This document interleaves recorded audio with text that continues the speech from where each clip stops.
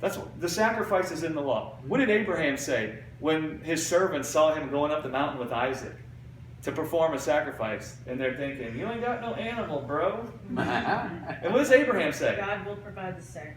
That's right. Even if he needs to raise him from the dead. Well, no, it's really interesting what it says there. There's much to be said about what it says there. It actually says God will provide himself Yeah. the sacrifice, Right. is what Abraham God will actually provide says. himself the sacrifice. Well, did God provide himself as the sacrifice in Jesus? That's true.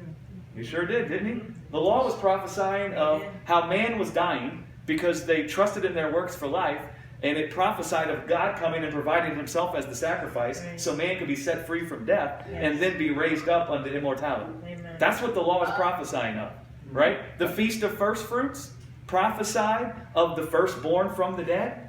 Who's the firstborn from the dead? Jesus. And do you know what it promised them of? A future harvest. Yeah. And so Jesus is the firstborn from the dead. He's the first fruit. That promised God a future harvest of many sons and daughters that would be raised from the dead. It was always prophesying of God providing himself as a sacrifice to redeem man from death, so that when man could see what this guy had done by his own strength, man would trust in him and not their own works, and they wouldn't miss the mark. They'd be raised up. Yeah. That's the whole thing. It was always saying that. Boom. Right? Yeah. So simple.